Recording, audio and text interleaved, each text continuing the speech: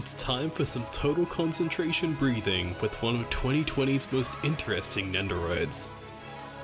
Having been in production since before the anime series even aired and gained incredible popularity, Good Smile has brought Tanjiro's unique water-breathing fighting style to life in some really crazy ways. So let's get him out of the box. He comes with 3 faceplates, 3 right arms and hands, as well as an extra shoulder joint, 3 left arms with only 2 left hands, and a bent leg. Of course, he also comes with his katana, as well as just the hilt for displaying it sheathed, in addition to 2 large water slash effect pieces. To bring it all together, he comes with a 4x4 oversized base, and 3 extra support pieces to use for his action poses. So here's the little fella. I'll get the bad out of the way first. I'm not really a fan of this faceplate, and you won't see it for the rest of the review. The other 2 that he comes with fit his character and range of poses much better in my opinion. The second is that his earrings are way lower quality than what I've come to expect in terms of accuracy to the original character design in Nendoroids. For whatever reason, they are white instead of black, and all of the detail is just stuck on top. Even then, the stuck on part is still missing some black lines. On the other hand, I didn't really notice that anything was wrong until I was fact checking this for the review. Honestly, they really do look fine if you're not nitpicking and comparing one to one with the source material.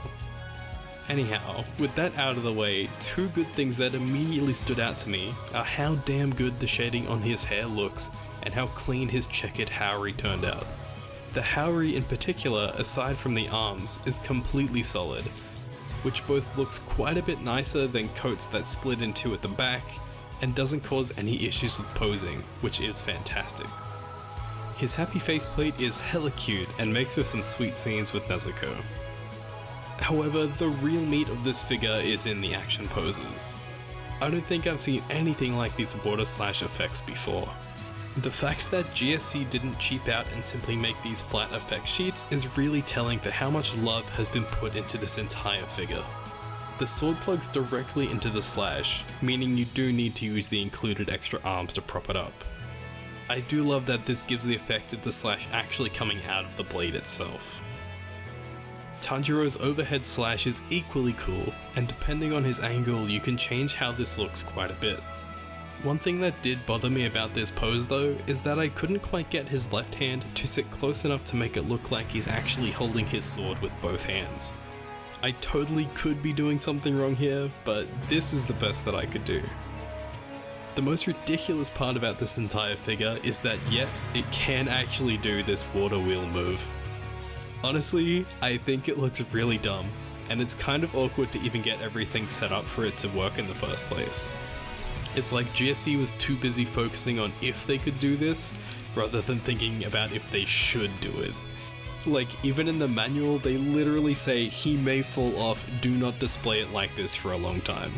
Sure, it's a fun gimmick to put on the side of the box, but the increase in price from all the extra pieces necessary to make it happen just really doesn't seem worth it to me. Alternatively, I guess you can also display the water wheel behind him like this, which I still think looks kind of weird, but hey, it's another option. And while we're talking about options, you could also probably get away with using his katana hilt as his broken sword, instead of plugging it into the sheath.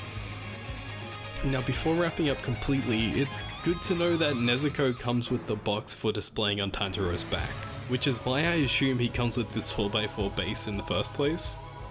He looks really good with it on, and it lets him stand up even without a support arm. Nezuko is a great addition to Tanjiro, but she doesn't hold up so much by herself, and if you want to learn more about her, you can check out my review of her too, which I'll link in the description. One last thing I'd like to touch on is that a couple of days ago, a final selection version of Tanjiro was announced, which does in fact have a nice smiling faceplate that I really wish was in this one too. I think this release could be an event exclusive and hard to get a hold of, but here's your heads up if you're interested. Personally, I really like the look of him. Anyway, final thoughts. In a lot of ways, Tanjiro stands out to me as an exceptional release that really pushes the boundaries of what we can expect from Nendoroids in the future.